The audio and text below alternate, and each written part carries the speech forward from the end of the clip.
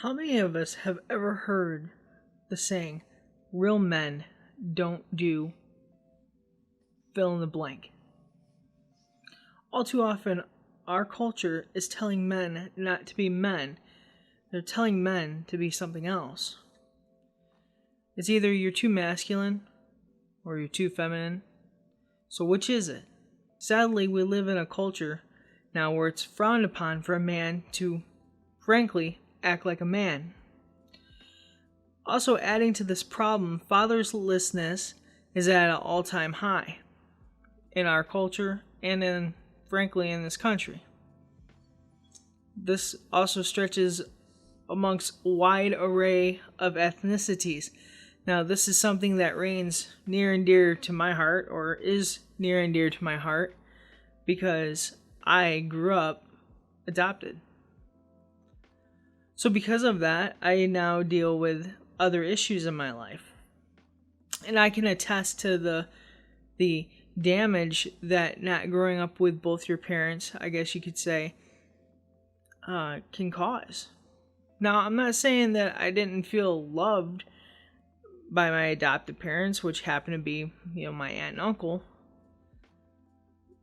But it's still, as a young kid, rings a question of why.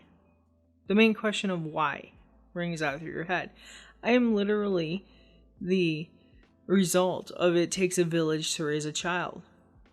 So the question I pose to everybody right now is why? Why are these things happening in our culture? Why is the family, what we call the nuclear family unit, being ripped apart at its core?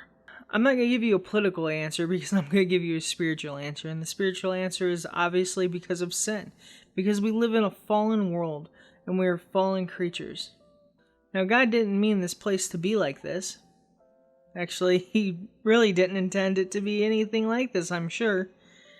With overwhelming sin and sadness and unfortunate death always looming at the back door. But the fact of the matter is sin did happen. Now, we've discussed the problem of evil several times. But again, that problem of evil doesn't address the sin issue. So I'm asking, is it okay for a man to be a man?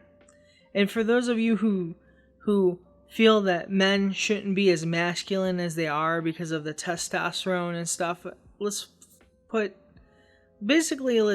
facts to facts, right? Biologically, a man is filled with testosterone, and a man is made to protect the family. That's part of the purpose of a man, is to provide and protect. Now, I'm not saying that men are better than women, because that would be just honestly stupid, right? I'm not here to put down women or anything like that. Is what I am here to say, though, is men right now in our culture are under attack constantly by hyper-feminist movements, and it's portrayed as bad to be a man, to act like a man, to talk like a man, to speak like a man. But people are also growing up in homes now where they have a single parent, and that may be just a single mother, and they don't know how to be a man. Now, as somebody who was raised in a home with multiple men, I was lucky enough to have that idea on how to act like a man. But the question is that loomed, how do you be a godly man? Because religion and faith was not something that was discussed growing up. It was something I very much had to find out on my own. So how do we solve this conundrum? How do we teach young men to be godly men? The answer is the church. The church steps up. The church rises up, helps out young mothers, decides to say, hey, you know what? I'll take your kid for a couple hours. You become friends with this person. You start to walk with them. You do life with this person who may be a single mother. And the church steps up and surrounds and encompasses that person to the point of they know they can rely on you. So the problem isn't just the fact that in our society now everything's made towards pressing people towards singleness. The problem is also because the church has failed, to be quite honest. As a Christian man, I can tell you, and I've seen it with my own two eyes, we have this, oh, I don't want to bother that person, I don't want to intrude on that person, oh, they might think it's weird or anything, when we make up excuses all the time. But the thing is God tells us that we are supposed to basically do life with others. To some people, this may be a hard message. To some people, this may be a breath of fresh air of a, oh my gosh, thank you, Jesus.